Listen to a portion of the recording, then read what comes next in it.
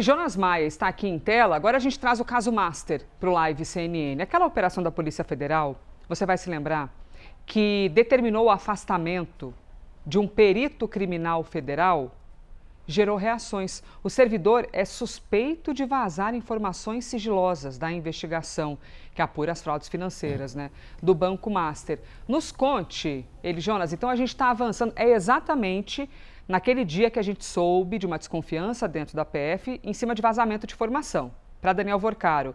E essa pessoa seria um perito da PF? Elisa, é outro ponto da investigação da Polícia Federal sobre repasse de informações, nesse caso para a imprensa. Esse perito criminal federal foi alvo ontem de busca e apreensão determinada pelo ministro André Mendonça do Supremo Tribunal Federal e também que determinou o afastamento, uma suspensão dele do cargo. Ele é chefe do núcleo técnico-científico, que é o núcleo de perícias responsável por analisar conteúdo de celular, conteúdo que foi apreendido, por exemplo, também em mídias eletrônicas. E aí o que aconteceu? A PF aponta aí uma suspeita de que ele teria vazado para a imprensa em novembro do ano passado o conteúdo do celular do Daniel Vorcaro para jornalistas. Um desses conteúdos era o contrato da advogada Viviane Barsi de Moraes, do escritório de advocacia da esposa do ministro Alexandre de Moraes, aquele no valor de 129 milhões de reais. Outro ponto também da suspeita de vazamento da PF é em relação às mensagens que seriam do ministro Alexandre de Moraes com o próprio Daniel Vorcaro no dia da prisão de Vorcaro em 17 de novembro do ano passado.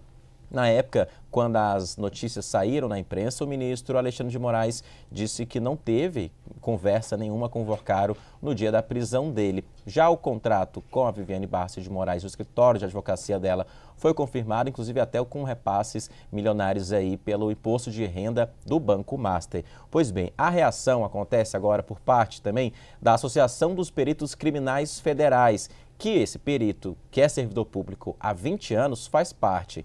E aí o que eles dizem?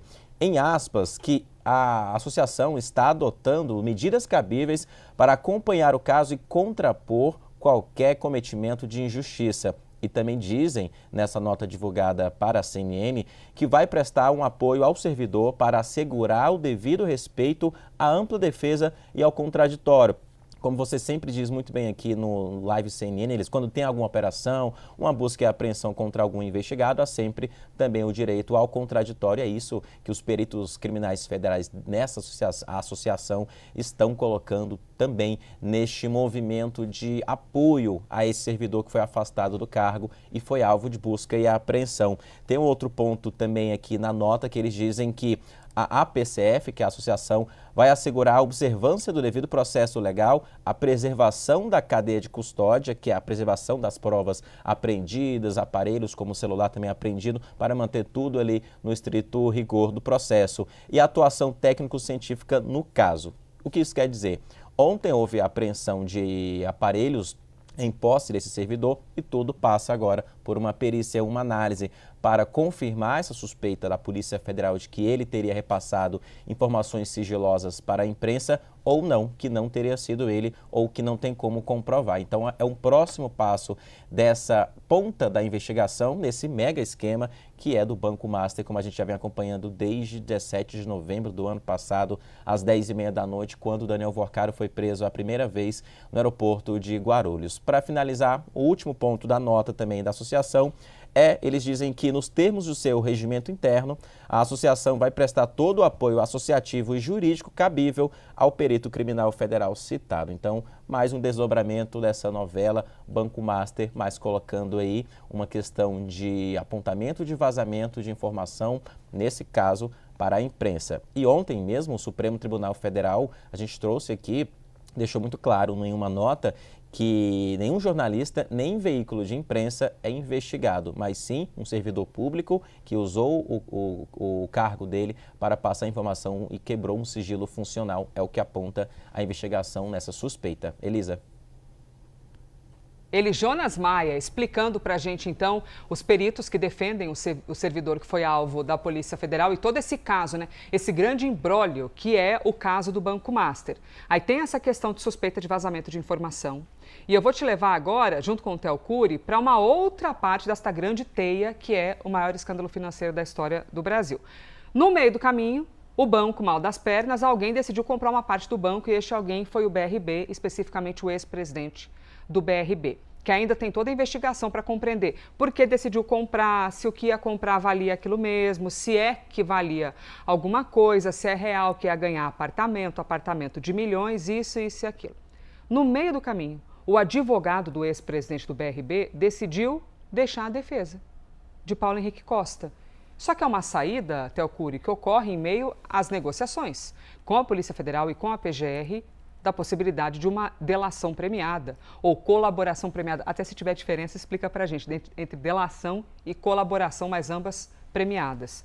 Isso não ameaça o processo? Como assim um advogado no meio do caminho deixa o caso, Theo? Coloca em xeque e aumenta a desconfiança sobre se essa delação vai parar em pé ou não.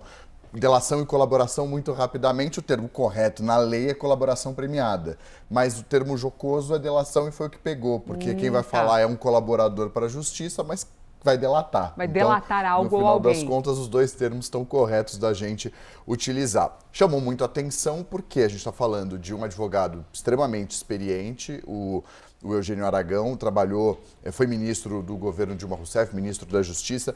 Para além disso, foi subprocurador-geral da República, atuou no Ministério Público Federal por 30 anos, então entende de delação premiada, tem um trânsito muito bom nos tribunais, deixa o caso dizendo o seguinte, que com 30 anos de carreira somente participa de iniciativas jurídicas pautadas pela absoluta seriedade, confiança profissional e responsabilidade. Disse ainda o seguinte, ainda nessa nota que foi divulgada, ele fala sobre a necessidade de, aqui, com quase 30 anos de atuação, somente participa de iniciativas jurídicas pautadas pela absoluta seriedade, confiança profissional e responsabilidade que eu mencionei. Eventual colaboração premiada apenas seria considerada diante da existência de provas consistentes e inequívocas, sempre com respeito à legalidade, às instituições e à reputação das pessoas envolvidas. Então isso leva uma dúvida. Foi só isso, não teve mais nenhuma informação. Mas o só isso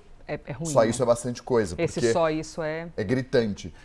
Que há uma desconfiança, a partir dessa nota, de que talvez a delação não pare em pé na avaliação do advogado. Obviamente, Sim. a gente está. É uma tratativa que é sigilosa, somente sabem do teor os dois advogados, o Davi Tangerino, que segue na defesa, e o Eugênio Aragão, que deixou ontem a defesa, o próprio ex-presidente do BRB e os investigadores. São as duas partes que estão negociando esse acordo de delação premiada. Então, no final das contas, o fato de haver a necessidade de provas consistentes e inequívocas e o advogado sai afirmando isso, ao que tudo indica, não para tanto em pé como deveria parar uma tratativa como essa. Isso coloca em xeque mais uma delação no caso do Banco Master, porque a principal delação, que é a do Daniel Vorcaro, cuja proposta foi encaminhada à PF e à PGR há 2 semanas, também segue enfrentando uma série de resistências. Ao longo dessas 2 semanas não houve um avanço considerável, de acordo com os investigadores com os quais a gente conversa, a ponto de falar, beleza, essa delação vai parar em pé, essa proposta de fato tem elementos inéditos, tem elementos que corroboram as provas que a gente já tem ou que a gente pode alcançar, e ele tem capacidade de ressarcir os cofres públicos para substituir, né, devolver os valores que foram desviados. Não se tem essa confirmação até esse momento. Então, são 2 delações que avançaram, não a delação, as tratativas para a delação, mas que até agora não saíram do papel e não tem, por enquanto, uma perspectiva de que deixem o papel e, de fato, se concretizem. Theo Cury explicando para a gente isso, que acaba sendo um cenário muito sensível, assim como a gente viu no caso de Ciro Nogueira, que tem a ver com o Banco Master, mas não com o BRB, aí a suspeita de ter ganhado dinheiro para avançar com um projeto dentro do Congresso, que um advogado dele também deixou o no meio do processo, não era de delação premiada, mas é um advogado também deixando um cliente. Isso sempre gera, tudo bem que assim, juiz ou o policial não tem que ver, como é que fala? Não tem que ver cara, tem que ver, como é que dizem, só a capa do documento, que não importa quem é ou o que é dito na imprensa. Mas, Theo, isso dá uma... Dá ainda mais quando não tem explicação, quando só sai e não fala nada. O que a gente apurou sobre o caso do Cacá e que deixou a defesa é que havia um temor pelo perfil dele. Ele tem um perfil mais midiático, ele tem um perfil mais espalhafatoso do que outros advogados, fala muito mais, tanto que estava dando uma entrevista ao portal Metrópolis, na televisão deles, quando ele fala, olha, eu vou precisar parar a entrevista porque o Ciro está indo para minha casa e a gente vai se encontrar. Mas, então, assim, no meio da entrevista, né? E depois divulga uma nota logo na sequência. Então, mostra um pouco do perfil. E aí o que o entorno do Ciro defendia é que fosse um perfil diferente por conta do ministro André Mendonça, que não é um grande fã de advogados tão espalhafatosos, tão midiáticos. Essa é uma apuração de um dos motivos que levaram a essa troca, mas isso não foi divulgado oficialmente, não tem uma explicação. E aí, quando de fato não tem uma explicação ou mais detalhes do que a gente já teve com relação a isso, de fato começa a gerar dúvida, começa a aumentar a incerteza. Bom, ainda nessa seara da justiça brasileira, até o Cury ensinando pra gente aqui as diferenças, porque é delação, porque é colaboração, não sei o quê. Eu sou uma oportunista, viu? Eu aproveito que trabalho com gente inteligente, fico aqui, ó, só anotando no meu caderninho, só anotando no caderninho as informações aqui de Cury, Theo.